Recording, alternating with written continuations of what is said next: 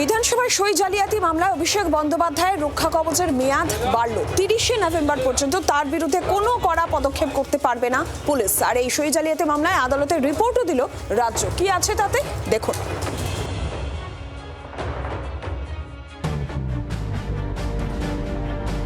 ঘটনার সূত্রপাত বিধানসভার বিরোধী দলনেতা নির্বাচনকে ঘিরে।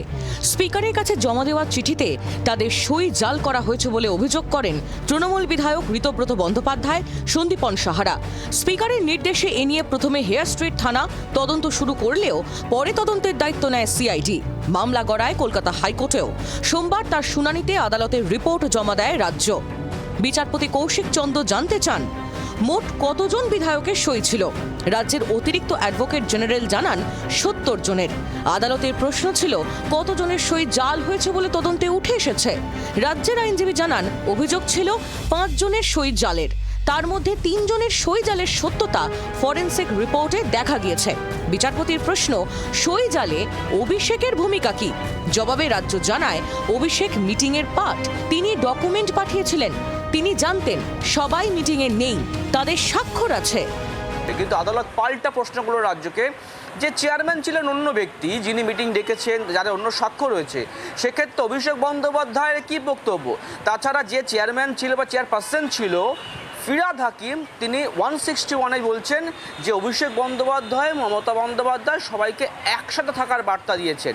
এই একসাথে থাকার বার্তা দেওয়ার মধ্যে কোথায় অপরাধ রয়েছে এবং সেই বার্তা দিয়ে কোথায় ফোর্জারির অভিযোগ আসছে সেটা প্রমাণ করতে হবে রাজ্যকে। রাজ্যকে বলা হয়েছে তদন্ত চালিয়ে যেতে। তদন্ত করতে কোনো অসুবিধে নেই, কিন্তু নভেম্বর পর্যন্ত এই মামলায় অভিষেক বন্দ্যোপাধ্যায়ের বিরুদ্ধে কোনো কড়া পদক্ষেপ নেওয়া যাবে না।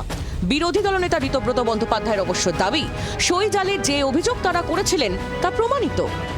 আমরা তো বলেছিলাম ব্যাকডেটে সই করানো হয়েছে, তো ফরেন্সিক এভিডেন্স যদি থাকে 3টে সই জাল হয়েছে, তার মানে একাধিক সই জাল হয়েছে। খুবই সিরিয়াস ব্যাপার। এবার মামলায় সেই নিয়ে যারা এজেন্সি আছেন, যারা তদন্ত করছেন, তারা বাকিটা বলতে পারবেন। যেহেতু তারা আজকে বিবৃতি দিয়ে বলেছেন যে ফরেন্সিক রিপোর্ট বলছে 3টে সই জাল, তাহলে সই জালের যে অভিযোগ আমরা করেছিলাম তার সত্যতা প্রমাণিত। সই জালিয়াতি কাণ্ডে এর আগে ভবানী ভবনে একাধিকবার অভিষেকের তলব করেছে সিআইডি।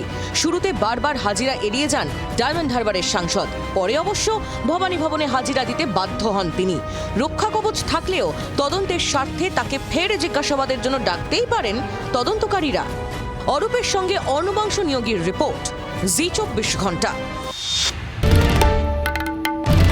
বাংলার আওয়াজ, বাঙালির আবেগ, জি 24 ঘন্টা।